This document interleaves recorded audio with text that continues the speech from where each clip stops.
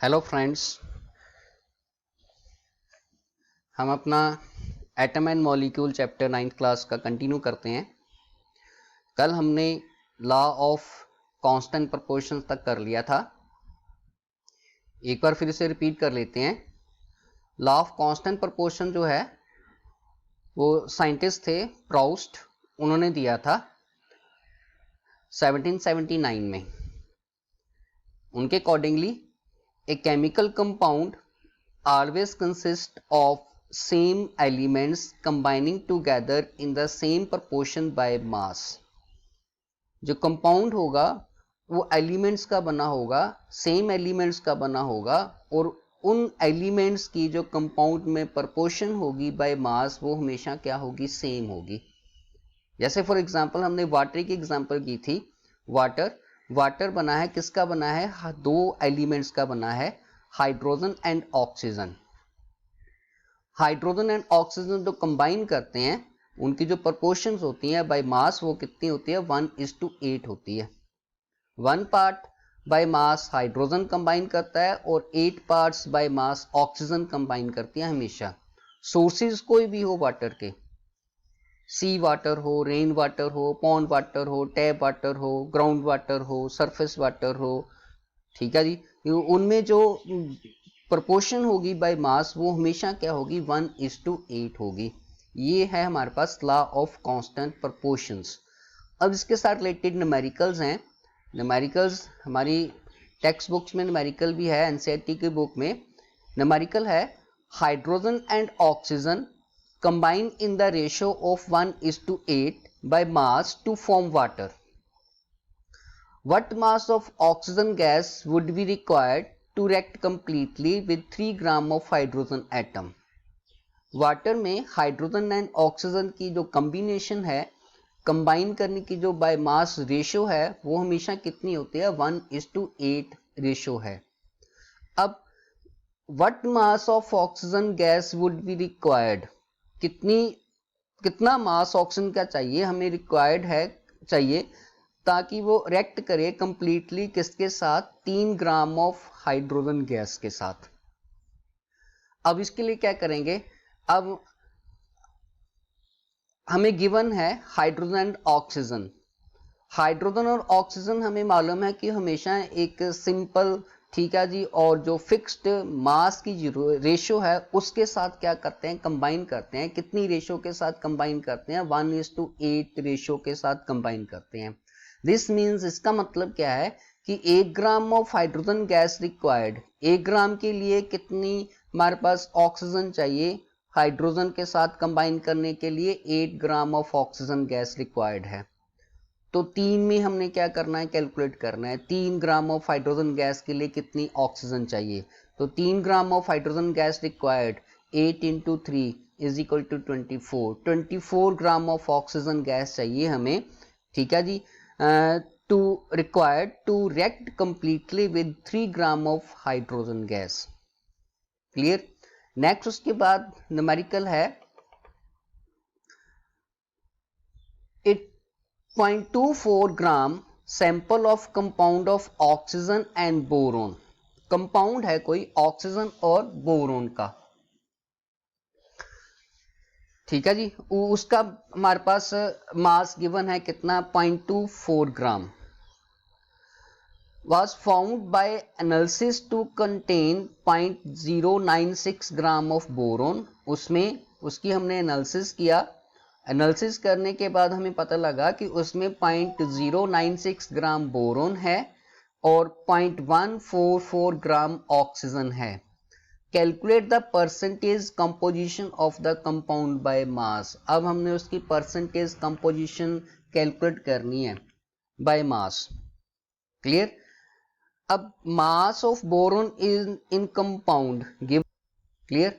Next उसके बाद हमारे पास एंड मास ऑफ कंपाउंड, किसका मास, मास ऑफ कंपाउंड, और मास ऑफ कंपाउंड कितना है, 0.24 ग्राम। 0.24 ग्राम हमने परसेंटेज कैलकुलेट करनी है। परसेंटेज सिंपल मैथमेटिकल इक्वेशन है, लोअर क्लासेस में किया हमने। परसेंटेज कैसे फाइंड करते हैं, percentage of boron in compound, क्या लिखेंगे, mass of boron in compound divided by mass of compound. Mass of boron in compound कितना है 0.096 ग्राम और मास ऑफ कंपाउंड कितना है 0.24 ग्राम। वैल्यू पुट कर देंगे, उसको 100 के साथ मल्टीप्लाई कर देंगे, ये परसेंटेज आ जाएगी, किसकी परसेंटेज आ जाएगी, बोरोन की, किसमें, कंपाउंड में। इसी तरीके से हम, ठीक है, मास ऑफ परसेंटेज फाइंड कर लेंगे किसकी, ऑक्सीजन की in compound. Mass of oxygen in compound given है, कितना है 0.144 ग्राम, और मास ऑफ कंपाउंड भी गिवन है, मास ऑफ कंपाउंड कितना है 0.24 ग्राम, और percentage of oxygen compound, mass of oxygen in compound divided by mass of compound into 100। Values put कर लेंगे 0.144, ये हमारे पास मास ऑफ ऑक्सीजन है इन कंपाउंड गिवन है, और 0.24 ग्राम क्या है, मास ऑफ कंपाउंड है। इसको मल्टीप्लाई कर देंगे 100 के साथ, तो हमारे पास कितना आ गया 60। तो हमारे पास रिजल्ट आ गया, percentage composition of compound is, boron की कितनी परसेंटेज कैलकुलेट की हमने 40%, और ऑक्सीजन की परसेंटेज कितनी कैलकुलेट की हमने 60%। ऐसे सिंपल सिंपल क्या है, न्यूमेरिकल्स हैं इस लॉ के साथ रिलेटेड। नेक्स्ट चलते हैं जी, अब हम नेक्स्ट टॉपिक है हमारे पास Dalton's atomic theory. Dalton atomic theory क्या है, अब डाल्टन एटॉमिक थ्योरी के accordingly all matter is made up of very tiny indivisible particles called atom, ठीक है। और इस थ्योरी को क्या बोलते हैं हम, is called atomic theory. Dalton ने दी थी, ठीक है। Dalton put forward his atomic theory of matter in 1808। इसके कुछ पॉस्टुलेट्स थे, कौन कौन से पॉस्टुलेट्स थे, या उसकी assumptions थी, कौन कौन सी assumptions थी। फर्स्ट है, all the matter is made up of very small particle called atom. Matter छोटे छोटे पार्टिकल्स का बना है, और जो छोटे छोटे पार्टिकल्स हैं वो इंडिविजिबल हैं।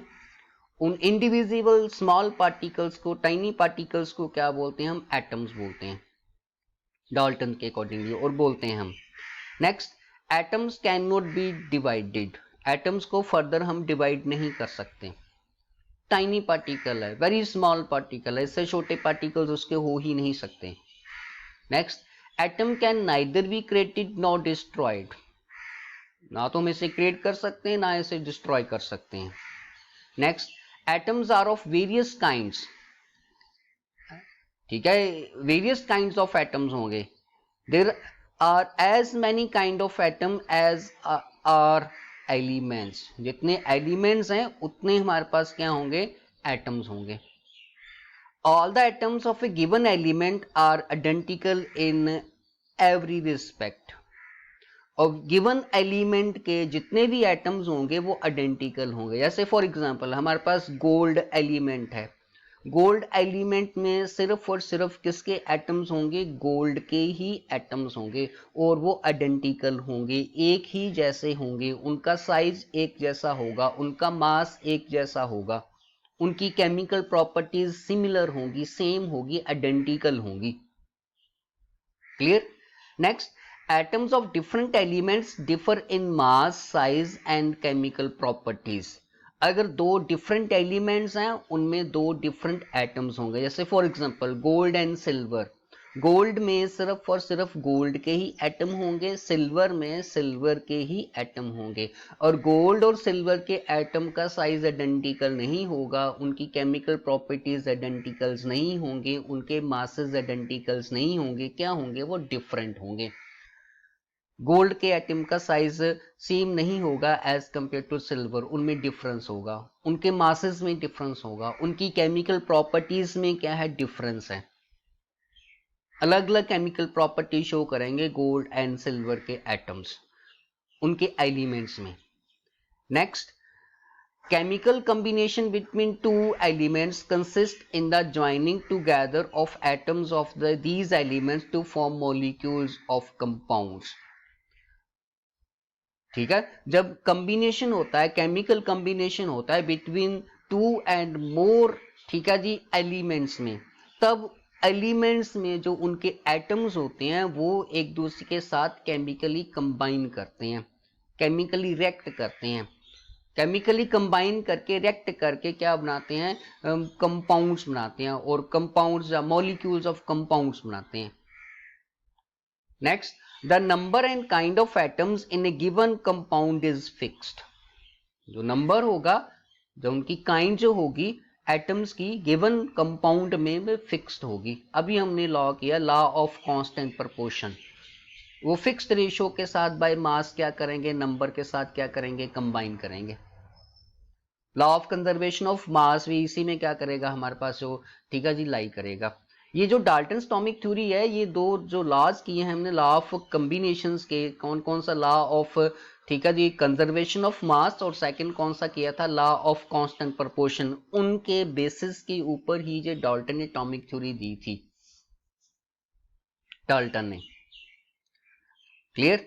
Next, atoms of the same elements can combine in more than one ratio to form more than one compound। अब जैसे सोडियम है, वो सोडियम ठीक है जी ऑक्साइड भी बनाता है, सोडियम हाइड्रोक्साइड भी बनाता है।